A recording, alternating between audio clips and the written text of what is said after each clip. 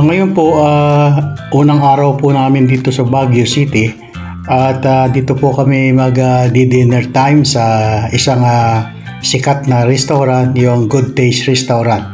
Isa po itong Chinese restaurant at maraming mga varieties na mapagpipilian. May bread section, may cake section at saka hot item dishes at marami po silang variety of menu.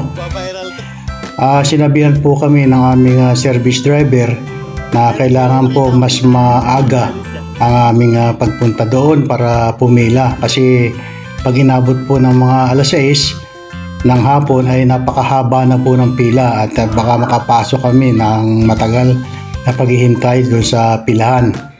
Ay queuing area po doon bago kayo pumasok doon sa Good Taste Restaurant. At ang ginawa po namin, mga 5 o'clock, nagpila na po kami, pero swerte po kami dahil sa pagkakataong yon ay medyo wala pang pila, o meron mang pila pero iilan pa lang, kaya nakapasok po kami kaagad within 2 minutes, nakapasok na po kami. Kaya lang yung ground floor ay puno na, kaya nagpunta po kami sa second floor. Ito po, may mga variety po ng mga bread at pastry section, yung mga cake at sweets dito sa Good Taste Restaurant. Ito po ay nasa Otik Street ng Baguio City, nasa pinakaparang heart po at pinakasentro ng Baguio City ng lungsod.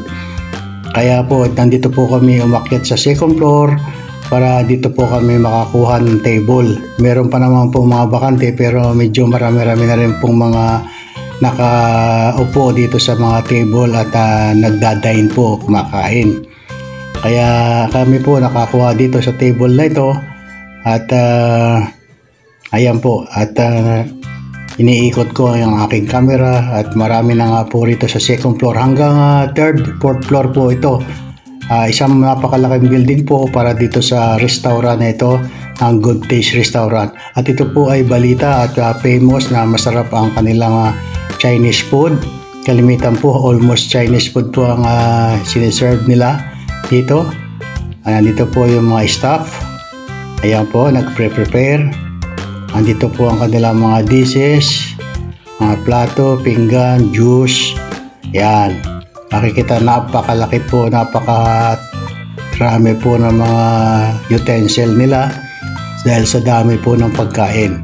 Ayan po, ayan, mga sweet section, mga cakes, mga dessert dito po sa Good Taste Restaurant. Chinese food po ito na napakasarap at balita, at ito po ay affordable at murang-mura po dito sa pagkain ito ng Good Taste Restaurant. At yun nga po, ito po prepare na po kami. May mga orderin po kami mga menu, mga food para sa aming dinner.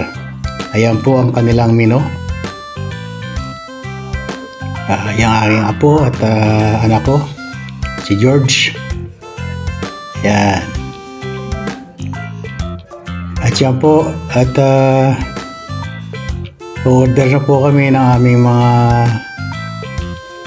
kakainin. Nag-prepare na po kami ng table at naghahanap na po kami ng aming mga o-orderin. Ino-order po nila ng mga anak ko ay yung mga group meal, yung kompleto na. Ayan. Naka-prepare na rin po yung mga plates and utensil, fork and spoon. Ito po. Laglagay ng baso for drinks. Ayan, meron ng tubig. Nauna yung pitchel, yung may water. Ayan. Sa Great Taste Restaurant po ay pag pumunta raw po kayo ng mga 6 or 7 ay napakahaba na po ng pila.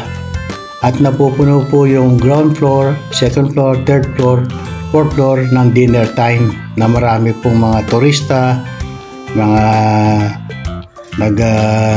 tutor dito sa Baguio para kumain dito sa Great Taste Restaurant.